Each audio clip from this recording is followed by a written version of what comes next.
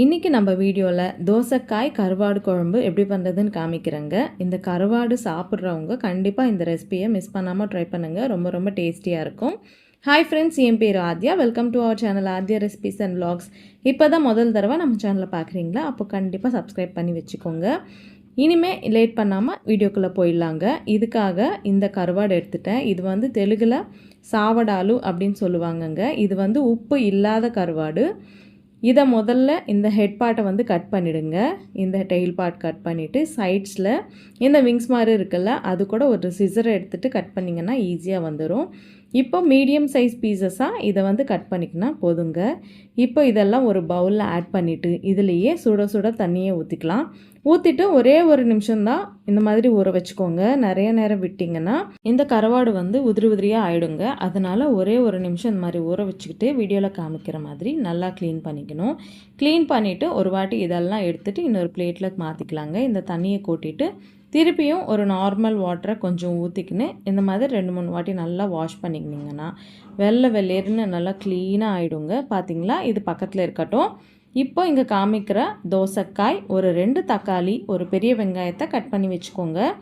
இப்போ ஸ்டவ் மேலே பேன் வச்சுட்டு ஒரு ஸ்பூன் எண்ணெய், க்ளீன் பண்ணி வச்சுட்டு இந்த கருவாடு, ஒரு பிஞ்ச் மஞ்சள், கொஞ்சம் சால்ட், கொஞ்சம் மிளகாய் பொடி போட்டுட்டு இந்த மாதிரி ஒரு 2 நிமிஷம் ஃப்ரை பண்ணிக்கினீங்கன்னா போதுங்க. இந்த மாதிரி செப்பரேட்டாக ஃப்ரை பண்ணால் டேஸ்ட் வந்து ரொம்ப நல்லாயிருக்கும்.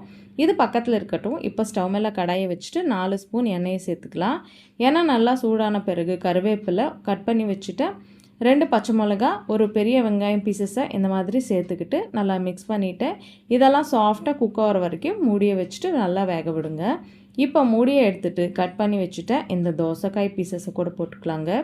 போட்டுட்டு தக்காளி பீசஸை போட்டுக்கலாம். போட்டுட்டு ஒரு வாட்டி நல்லா மிக்ஸ் பண்ணிவிட்டு இதுலேயே ஒரு 1/2 ஸ்பூன் அளவுக்கு மஞ்சள், 1 ஸ்பூன் அளவுக்கு உப்பு, 2 ஸ்பூன் அளவுக்கு மிளகாய் பொடி சேர்த்துக்கிட்டு நல்லா இதெல்லாம் கூட கலரி விடுங்க.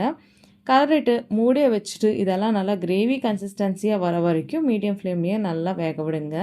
இந்த மாதிரி கன்சிஸ்டன்சி வரணுங்க. இப்போ மூடியை எடுத்துகிட்டு முன்னாடியே ஃப்ரை பண்ணி வச்சோம்ல இந்த கருவாடு பீசஸ் எல்லாத்தையுமே சேர்த்துக்கலாம். சேர்த்துட்டு மூடியை வச்சுட்டு ஒரு வாட்டி மிக்ஸ் பண்ணிவிட்டு இதிலேருந்து எண்ணெய் எல்லாம் கூட செப்பரேட் ஆகணுங்க. அது வரைக்கும் லோ ஃப்ளேம்லேயே ஒரு 5 நிமிஷம் நல்லா வேக விட்டிங்கன்னா நம்மளுக்கு வந்து குழம்பு ரெடி ஆகிடும். இப்போ லாஸ்ட்டில் இருந்தால் கொஞ்சம் கொத்தமல்லியை தூவிக்கலாங்க. தூவிட்டு ஸ்டவ் ஆஃப் பண்ண வேண்டியது தான்.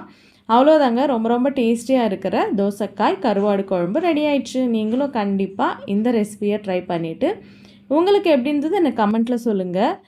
இன்னும் நம்ம சேனலில் நான்வெஜ் ரெசிபிஸ் எல்லாம் இருக்குங்க. அதோட லிங்க்ஸ் எல்லாம் இந்த வீடியோ டிஸ்கிரிப்ஷனில் கொடுக்குற, கண்டிப்பாக பார்த்து அதுவும் ட்ரை பண்ணுங்கள்.